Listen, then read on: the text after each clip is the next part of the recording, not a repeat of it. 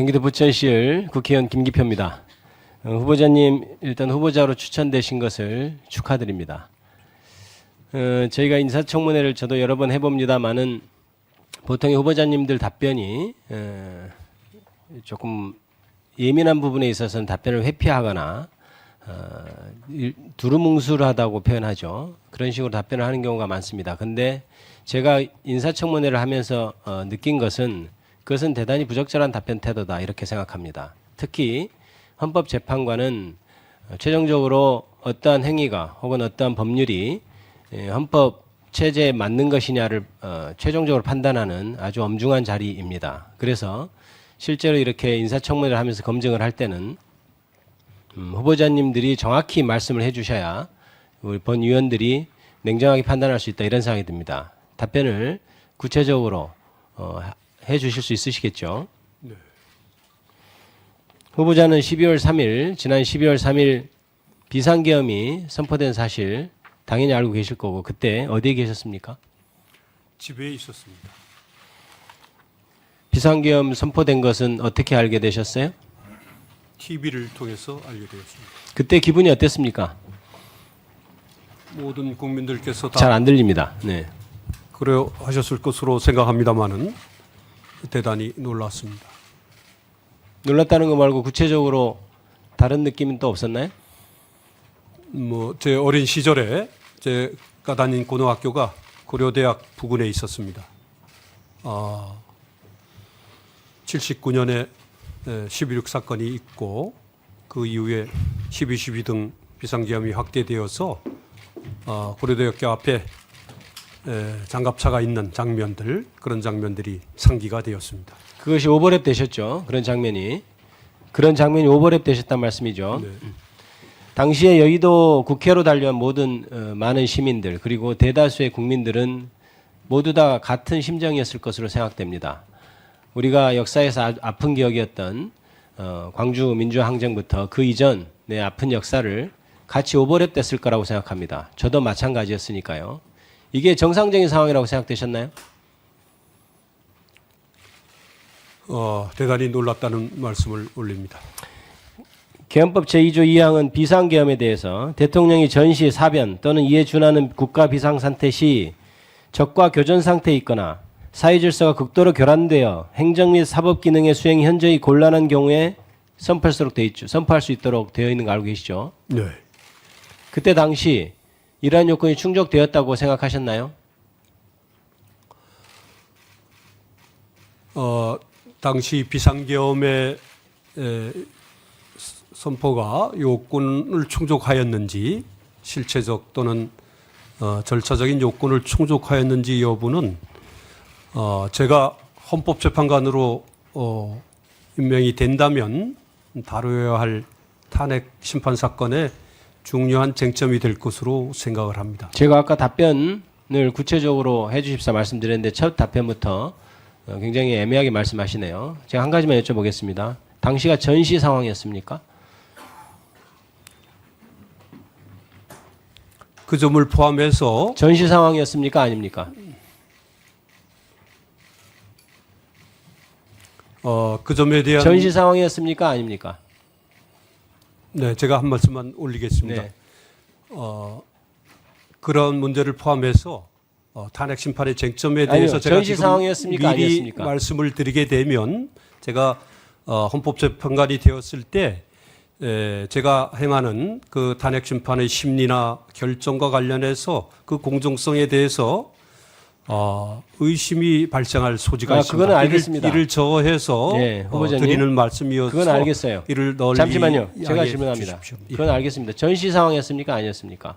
그 점에 대한 판단도 역시 중요한 쟁점과 관련돼 있어서 당시는 곤란함을- 전시 상황도 아니었고 사변 또는 이에 준하는 국가 비상사태가 전혀 아니었죠. 그거는 후보자님께서 그렇게 답변하시면 안 됩니다. 초등학교 학생들까지도 이번 계엄에 대해서 죄송합니다. 참 개엄한 상황이었다 이런 식으로까지 놀림의 대상이 되고 있을 정도로 너무나 어이없는 상황이에요. 평생을 교관으로 근무하셨던 분이 그렇게 애매하게 얘기하면 안 된다고 생각합니다. 전시 사변도 아니고 이에 준하는 국가 비상사태도 전혀 아니었고 적과 교전 상태에 있거나 사회 질서가 극도로 교란된 상황도 아니었고 행정과 사법은 원활히 다 돌아가고 있었습니다. 그런 상황에서 비상계엄이 선포되었다는 것은 후보자님께서 지금 답변을 안 하시지만 그런 것으로 생각하실 것으로 저는 믿습니다. 그렇지 않다고 생각하는 국민은 거의 없다고 저는 생각하기 때문입니다. 이 비상계엄에 대해서 입법부에 대한 활동에 제한을 둘 수 있습니까? 그거는 이것과 상관없습니다. 입법부에 대해서 줄 수 있는지 없는지에 대해서는 답변할 수 있다고 생각합니다. 일반적으로 말해서는 계엄 해제와 관련된 입법부의 활동이 예정되어 있기 때문에 일반적인 차원에서는 제한하기 어려운 면이 있다고 생각합니다. 당연하죠. 헌법 제77조 제3항에서도 정부나 법원의 권한에 관하여 특별한 조치를 할 수 있다 이렇게 규정할 수 있을 뿐 국회, 입법부에 대해서 특별한 조치를 할 수 있다고 규정하고 있지는 않습니다. 그리고 또한 개헌법에서도 아까 말씀드렸듯이 2조 2항은 행정 사법 기능이 수행이 어려울 경우에 얘기를 하고 있지 입법에 대해서는 전혀 언급하고 있지 않아요. 그래서 헌법 제70조 제4항 5항은 계엄을 선포할 때 다 알고 계시죠? 대통령은 지체 없이 국회에 통과하도록 돼 있고 국회가 제적은 과반수의 찬성으로 계엄 해제를 요구할 때는 대통령이 이를 해제해야 한다고 이렇게 규정되어 있는 거 알고 계시죠? 맞습니까? 알고 있습니다.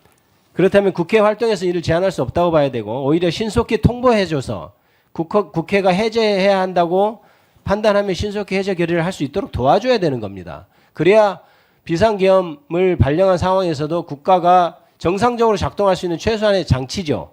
그런데도 불구하고 그때 당시 어떻게 했습니까? 국회에 누가 들어왔습니까? 누가 들어왔죠? 군인들이 들어왔던 것으로 알고 있습니다. 군인들이 들어온 것이 이런 국회 해제 요구 1분 더 드리세요. 국회에 통과하도록 돼 있고 국회가 최종적으로 비상계엄을 통제할 수 있는 즉 해제 요구를 할 수 있는 그런 것을 보장했다고 보십니까? 그 당시 통고 등 절차적 요건을 준수했는지 또 말씀하신 군인들이 국회에 들어온 것이 국회의 권한을 침해한 것인지 그 여부에 대해서도 역시 탄핵 심판이 쟁점이 될 것으로 예상이 되어서 제가 구체적인 말씀을 드리지 못하는 것을 널리 양해해 주십시오. 우리는 역사상 아픈 기억 때문에 비상계엄 개헌법에 국회 헌법에서부터 국회 해제 요건을 두고 있고 그래서 그것이 최후의 보루로서 저렇게 자의적인 비상계엄을 행사할 때 가장 막을 수 있는 최후에 막을 수 있는 보루로서 국회 해제 요건을 만들어 놓은 것입니다. 그런데 그것을 무력화시키려고 했던 것 이것에 대해서 헌법재판 판단하실 때도 엄중히 따져주시기 바랍니다. 알겠습니다. 만약 후보자님, 네. 지금 후보자가 몸을 너무 사리는 것 같아요. 지금 질문했잖아요. 비상계엄 선포 당시에 전쟁 상황이었냐. 이것도 답변을 회피하는 것은 좀 문제가 있습니다. 다시 묻겠습니다. 전쟁 상황이었습니까? 대단히 송구합니다만 혹시라도 저의 발언이 혹시라도가 아니라 공정성에 지금 현재는 후보자이지 네. 헌법재판관이 아니에요. 그렇기 때문에 더욱더 그런 면이 있는 것 같습니다. 그러나 저의 발언이 혹시라도 탄핵 5,200만 국민이 알고 전 세계 민주시민들이 아는 비상계엄 선포 당시 전쟁이었냐 아니었냐 이것도 무슨 헌법재판관이 설사됐다가 하더라도 국회에서 국민의 대표가 질문하면 답변할 수 있지 않습니까? 제가 헌법재판관이 되어 탄핵 심판을 수행을 하게 된다면 그 결정문을 통해서 지금 말씀하시는 점까지 아니 지금은 포함해서 헌법재판관이 아니에요. 예, 상세히 말씀드리도록 그러니까 하겠습니다. 삼척 동장도 아는 당시가 전쟁 상황이었냐 아니었냐에 대해서도 답변을 회피하는 것은 문제가 있다. 지적을 합니다. 알겠습니다. 고려해 주세요. 예. 다음은